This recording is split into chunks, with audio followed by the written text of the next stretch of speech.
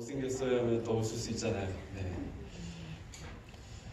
웃기 힘든 아침이고 어떻게 보면 고통스러운 아침인데 이렇게 웃으면서 시작하는 것도 복이죠? 예. 네, 이렇게 복을 주신 하나님께 감사합니다. 아멘. 오늘은 하나님께 피하라라는 제목으로 시편 11편에 있는 말씀을 함께 나누고자 합니다. 먼저 시편 11편에 있는 말씀을 저와 함께 읽도록 하겠습니다. 시작. 내가 여호와께 피하였거늘 너희가 내 영혼더러 새같이 내 산으로 도망하라 함은 어찌미고 악인이 활을 당기고 살을 시위에 먹이며 마음이 바른 자를 어두운 데서 쏘려 하는도다.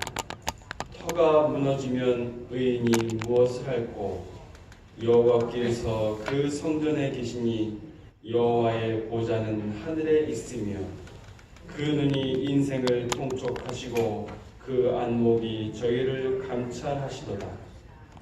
여호와는 의인을 감찰하시고 악인과 강포함을 좋아하는 자를 마음에 미워하시는도다.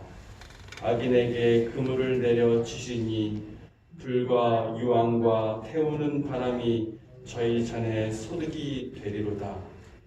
여호와는 의로우사 의로운 일을 좋아하시나니 정직한 자는 그 얼굴을 배우리로다. 아멘. 아멘.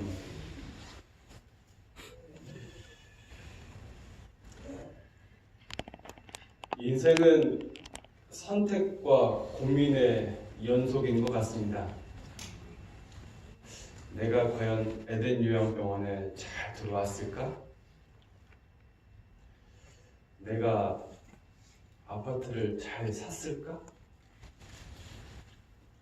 내가 결혼을 잘 했을까? 내가 이사를 잘 했을까? 내가 아이들을 좋은 학교에 잘 보냈을까?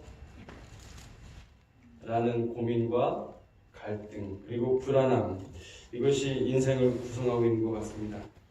오늘 우리가 함께 읽은 시편 11편의 말씀은 실은 고민도 아닌데 이런 것 때문에 고민이 되었던 다윗 왕의 이야기를 담고 있습니다.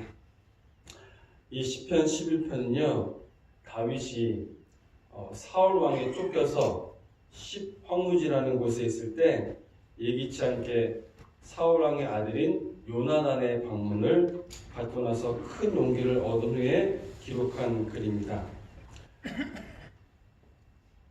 다윗은요, 이 시를 통해서요, 생명의 위협을 느끼며 계속 도망 다니는 때에 하나님의 보호하심에 대한 자신의 하나님께서는 어떤 상황에서도 보호하신다는 그런 절대적인 신뢰를 표현하고 있는 것입니다. 그런데 1장 1절로 3절을 읽어보시면 아시겠지만 이런 다윗의 믿음과 다윗의 확고함을 괴롭히는 사람들이 있었어요. 어려워 보이니 그 믿음을 버리고 다른 길로 가라고 이야기하는 그런 경우가 있는 것입니다. 오늘은 이 시편 11편 말씀을 통해서 우리들의 삶 속에 항상 존재하는 이 선택과 갈등의 삶에서 어떻게 우리가 평안하게 될 수 있는지 그 방법을 한번 찾아보고 왔으면 좋겠습니다. 이미 답을 찾으신 분도 계시죠? 제목에 답이 있습니다. 누구께 피하라? 여호와께 피하라. 오늘 본문 시편 11편 1절에 보면 시편의 기자 다윗은 이와 같은 고민을 합니다. 내가 여호와께 피하였거늘 너희가 내 영혼더러 새같이 내 산으로 도망하라 하면 어찌미꼬. 내가 여호와께 피하였거늘 이라는 말을 다른 영어 번역에 보면 내가 여호와를 믿었거늘 이라고 기록이 됩니다. 내가 여호와를 믿었음에도 불구하고 내 주변에 있는 사람들은 이 여호와께 피한 여호와를 믿는 이 믿음을 버리고 새같이 나의 산으로 내가 할 수 있는 일을 하라고 그렇게 사람들이 권하고 괴롭히고 있는 모습을 우리는 볼 수 있습니다. 이런 모습을 우리는 성경 말씀에서도 여러 번 찾을 수 있는데요. 성경의 역사가 이런 역사인 것 같습니다. 그 중에서 우리가 가장 잘 아는 욥이라는 인물을 좀 살펴보겠습니다. 욥은 어떤 인물이었는지 잘 아시죠? 그 욥의 어떤 인물이었는지 욥기 1장 8절로 9절에는 다음과 같이 기록이 되어 있습니다. 여호와께서 사단에게 이르시되 내가 내 종 욥을 유의하여 보았느냐? 그와 같이 순전하고 정직하여 하나님을 경외하며 악에서 떠난 자가 세상에 없느니라. 하나님께서 욥에 대해서 이와 같이 말씀하셨어요. 내 종 욥을 유의하여 보았느냐? 그와 같이 순전하고 정직하여 하나님을 경외하며 악에서 떠난 자가 세상에 없느니라. 하나님께서 이 정도로 말씀하신 사람이면 어떤 사람일까요? 정말 확실한 사람인가요? 정말 정직하고 정말 믿음 있고 정말 하나님을 경외하는 사람이었습니다. 그런 욥의 모습을 통해서 사단은 여호와께 다음과 같이 말을 합니다. 사단이 여호와께 대답하여 가로되 욥이 어찌 까닭 없이 하나님을 경외하리까. 그러고 나서 욥에게 시험이 시작됩니다. 한순간에 그가 가지고 있던 모든 것을 잃게 됩니다. 이민족들의 침입을 통해서 그가 가진 재물과 육축이 죽임을 당하고 또한 하늘에서 내려떨어진 불을 통해서 그의 재산들이 불사름을 당합니다. 더욱이 한순간에 큰 바람이 일어나서 그의 모든 자녀들이 죽임을 당하게 되는 것입니다. 그런데 사탄은 여기서 그의 시험을 멈추지 않습니다. 지금까지 그의 시험이 간접적인 고통과 시련이었다면 이제 사단은 욥에게 직접적인 극심한 고통과 시련을 욥이 당하게 됩니다. 성경 말씀에 보면 발바닥에서부터 머리에 끝인 정수리까지 종기가 났다고 기록이 되어 있습니다. 그리고 그 종기가 난 고통이 얼마나 심한지 질그릇 조각, 기왓장 같은 걸로 그의 살을, 그의 피부를 재 위에 앉아서 긁었다고 기록을 하고 있습니다. 여러분이 간지러움의 고통에 대해서 잘 아시죠? 누구보다. 어떤 분은 깁스했을 때 그 고통이 정말 컸다고 말씀하시는데 저는 바다에 갔다가 해파리에 여러 번 쏘여봤어요. 그리고 선교지에 있을 때는 빈대에게 여러 번 물려봤습니다. 빈대에 물리면 정말 그 고통이 극심하더라고요. 잠을 잘 수가 없어요. 잠을. 벼룩에도 물려보셨습니까? 벼룩에 물려도 잠을 잘 수가 없습니다. 그냥 안 긁으면 그나마 괴로운데 긁으면 시원하면서 더 괴로워요. 참을 수가 없어요. 욥은 얼마나 고통스러운지 재 위에 앉아서 질그릇 조각, 진흙 조각, 기왓 조각으로 자신의 살을 긁고 있어요. 그 피부가 여전했겠습니까?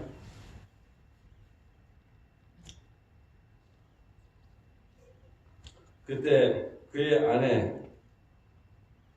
아내가 욥에게 와서 이렇게 말합니다. 욥, 여보, 이렇게 얘기 안 했겠죠. 아주 강하게 이야기했을 것입니다. 당신이 그래도 자기의 순전함을 굳게 지키겠습니까? 그냥 차라리 하나님을 욕하고 죽어버려요. 한순간에 재산도 다 잃고 자식도 다 잃고 지금 이렇게 비참한 중에 있는데 그래도 당신은 하나님을 찬양할 힘이 있습니까? 이것을 보고 어떻게 하나님의 축복이라고 할 수 있습니까? 차라리 그냥 당신이 그렇게 의지하는 하나님을 욕하고 죽어버리세요. 이런 위기의 순간에 정작 힘이 되어줘야 하는 부인마저 그의 가슴을 후벼파는 듯한 그런 말을 합니다. 근데 여러분 잘 이해하시겠지만 이 부인의 마음도 우리는 충분히 이해할 수가 있습니다. 한순간에 온 재산을 잃어버렸습니다. 그리고 그 충격이 가시기도 전에 사랑하는 모든 자녀들을 잃게 됩니다.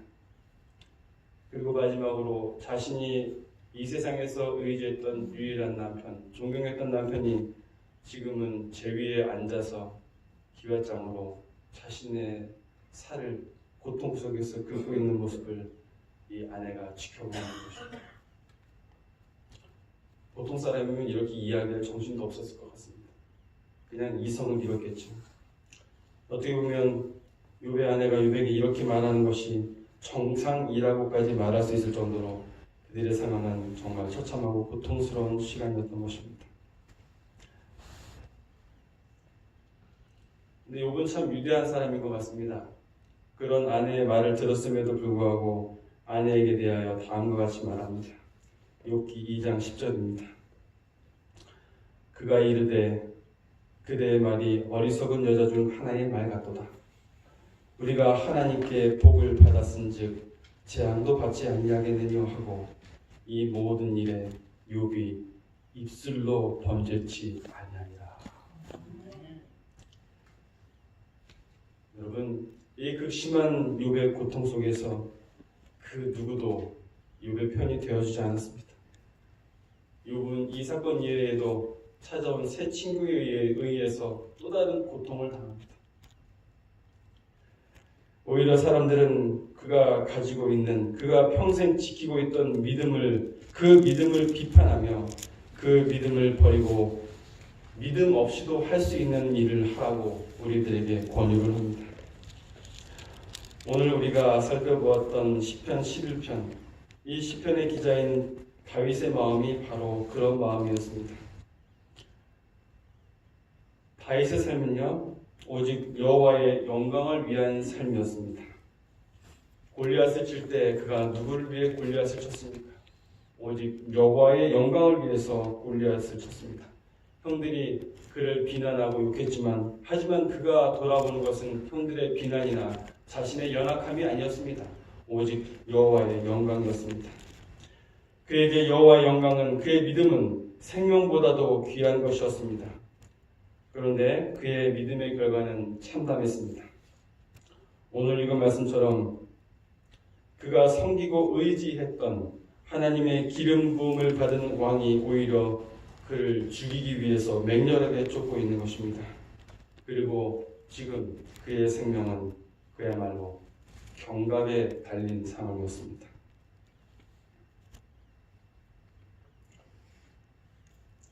그런 그에게 사람들은 이제 여호와는 너를 보호해 줄 수 없으니 당장 살 길을 찾아가라고 말하는 것입니다. 그게 바로 시편 11편 1절에 있는 말씀인 것입니다.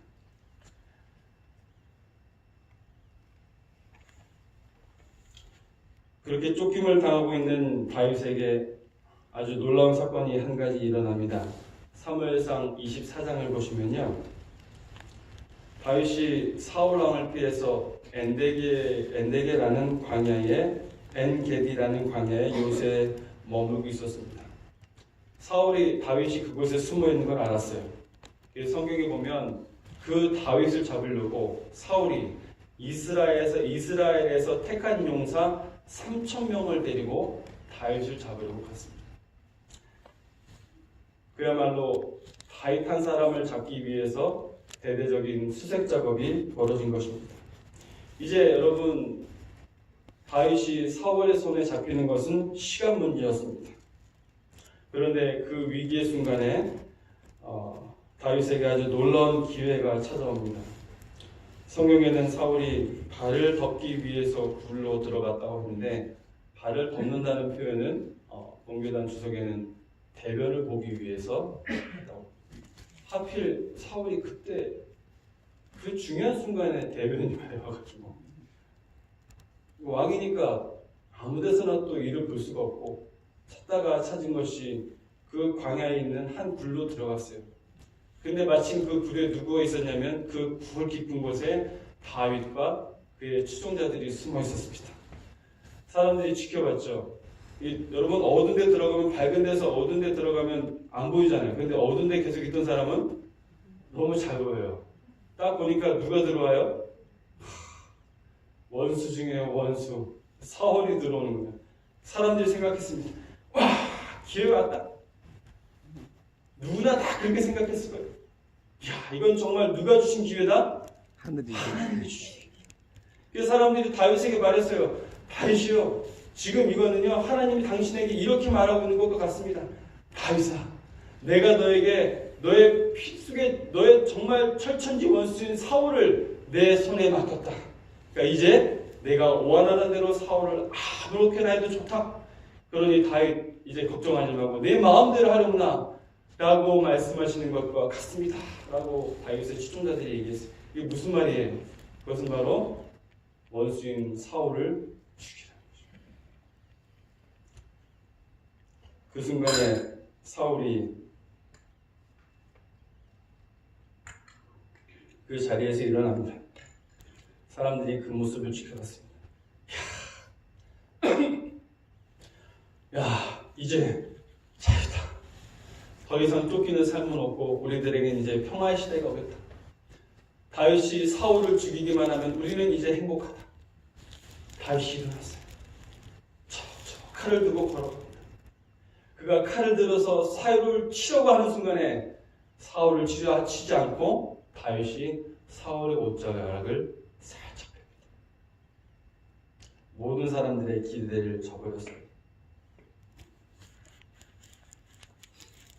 근데 여러분, 다윗은 애초부터 사울을 죽일 마음이 없었던 것 같습니다.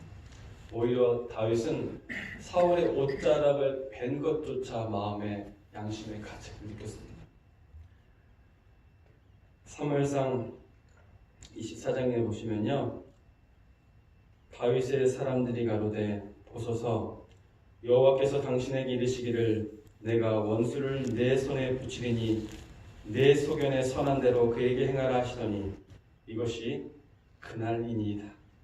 다윗이 일어나서 사울의 겉옷자락을 가만히 베니라. 그리한 후에 사울의 옷자락 뱀을 인하여 다윗의 마음이 찔려 자기 사람들에게 이르되 내가 손을 들어 여호와의 기름 부음을 받은 내 주를 치는 것은 여호와의 금하시는 것이니 그는 여호와의 기름 부음을 받은 자가 됨이니라. 자기를 죽이는 사람, 죽이려고 하는 사람을 포로로 잡거나 죽이는 것은 어떻게 보면 정당방위입니다. 모든 사람들이 볼 때 사울을 죽이거나 그를 체포하는 것이 정당한 방법이었어요. 그런데 다윗에게는 하나님께서 주신 거룩한 믿음이 있었습니다. 그것은 바로 하나님께서 하나님께서 기름을 부은 자는 생명을 건드리거나 함부로 해서는 안 된다는 사실이었습니다. 그는 하나님의 율법, 하나님의 말씀을 철저하게 지켰고 그 말씀을 믿었고 그 말씀을 순종하는 사람이었습니다. 그래서 그는 사울에게 손을 대지 않았습니다. 다윗은 그가 평생을 지켜온 하나님에 대한 그의 믿음을 버리지 않았던 것입니다. 여러분, 다윗의 결말을 너무나 잘 알고 있습니다. 다윗은 사무엘하 22장 18절로 25절에 다음과 같이 고백을 하고 있습니다. 나를 강한 원수와 미워하는 자에게서 건지셨으며 저희는 나보다 힘센 연고로다. 저희가 나의 재앙의 날에 내게 이르렀으나 여호와께서 나의 의지가 되셨도다. 나를 또 넓은 곳으로 인도하시고 나를 기뻐하심으로 구원하셨도다. 여호와께서 내 의를 따라 상 주시며 내 손의 깨끗함을 조차 갚으셨으니 이는 내가 여호와의 도를 지키고 악을 행하여 내 하나님을 떠나지 아니하였으며 그 모든 규례를 내 앞에 두고 그 율례를 버리지 아니하였음이로다. 내가 또 그 앞에 완전하여 스스로 지켜 죄악을 피하였나니 그러므로 여호와께서 내 의대로 그 목전에서 내 깨끗한 대로 내게 갚으셨도다. 아멘. 하나님께서는 이런 다윗을 축복하셔서 이스라엘의 역사상 가장 위대한 왕으로 기록이 되게 하셨습니다. 우리들의 삶 속에서도 이런 경우가 굉장히 많이 있는 것 같습니다.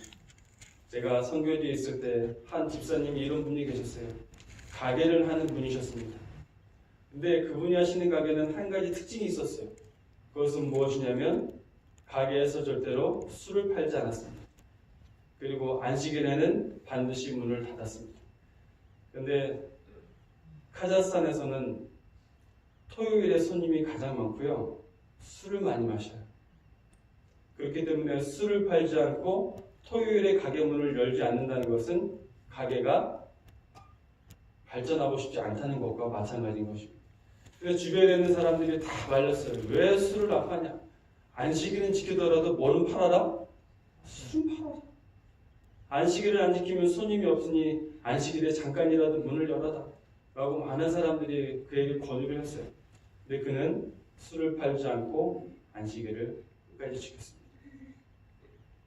결국 그 주변에 많은 가게가 있는데 그 많은 가게 중에서 유독 그 가게만 동네 사람들이 찾는 그런 아주 번성하는 가게가 되었습니다.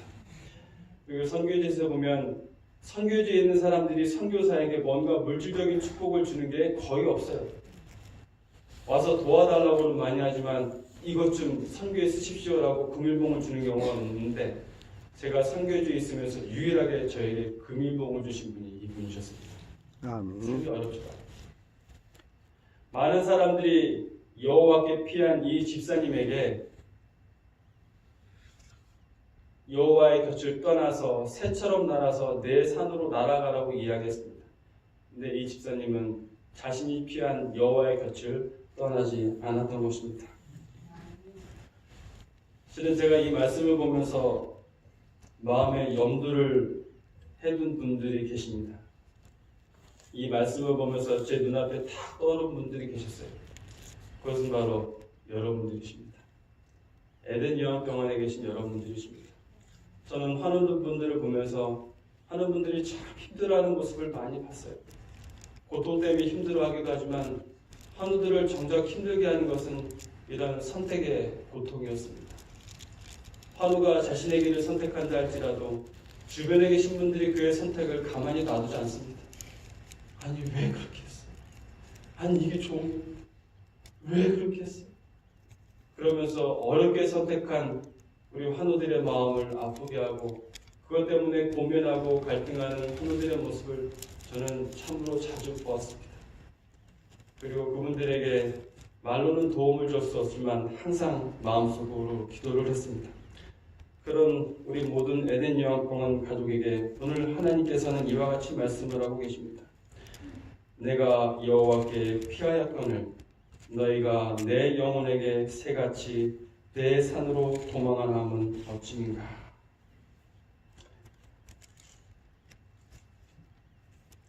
시편 5편 11편에는 또한 이런 말씀이 있습니다. 그러나 주께 피하는 모든 사람은 다 기뻐하며 주의 보호로 말미암아 영원히 기뻐 외치고 주의 이름을 사랑하는 자들은 주를 즐거워하리이다.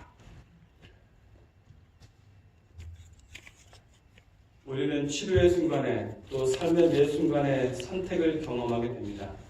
하지만 여러분, 내가 어떤 선택을 했느냐에 따라서 괴로워하거나 두려워할 필요가 없습니다. 왜냐하면 우리는 여호와께 피해 있기 때문입니다. 왜냐하면 우리는 여호와를 믿고 있기 때문입니다. 여호와를 믿는 우리에게 선택은 가장 선한 것이 될 것입니다. 여호와께 피한 우리의 삶을 하나님께서는 끝까지 지켜주실 것입니다. 오늘 시편 11편의 말씀처럼 다윗은 이런 믿음을 가지고 있었습니다. 자신이 어떤 선택을 할지라도 자신은 여호와의 그늘 아래 있음을 알고 그것을 믿고 있었습니다. 사랑하는 에덴 요한병원 우리 가족 여러분, 여호와께 피하시게 되길 간절히 바랍니다. 아멘. 여호와를 믿으시게 되길 바랍니다. 아멘. 우리들의 삶의 문제는 선택의 문제가 아닙니다. 우리의 선택이 우리를 구원해 줄 수가 없습니다. 바로 우리들의 믿음이 우리를 구원해 주신다는 사실을 여러분 꼭 기억하시게 되길 간절히 바랍니다. 아멘. 우리 말씀 마치면서 우리 찬양을 함께 좀 하시도록 하겠습니다. 우리 84장 참 아늑한 내 안식처 이 찬양을 하시고 이제 기도하시도록 하겠습니다.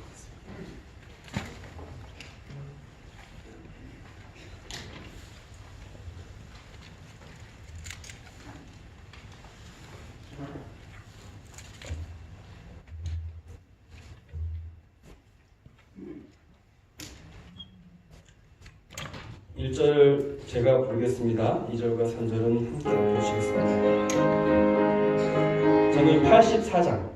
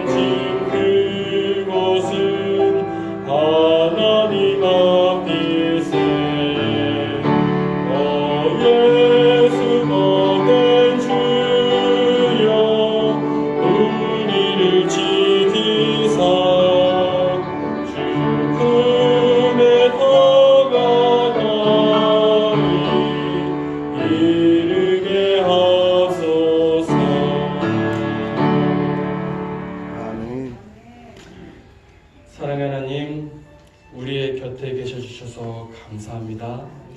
저희가 언제나 여호와를 믿을 수 있도록 인도하여 주시옵소서. 말씀을 통해서, 기도를 통해서 여호와의 그늘에 머물도록 축복하여 주시옵소서. 저희들의 선택에 매 순간마다 함께하여 주셔서 그 선택이 주님 안에서 선한 올바른 선택이 되도록 인도하여 주시옵소서. 이 아침도 저희들에게 평안을 허락해 주시는 하나님의 은혜 감사합니다. 매일 매 순간마다 주님께 가까이 이르도록 축복하여 주시옵소서. 예수 그리스도 이름으로 간절히 기도드립니다. 아멘.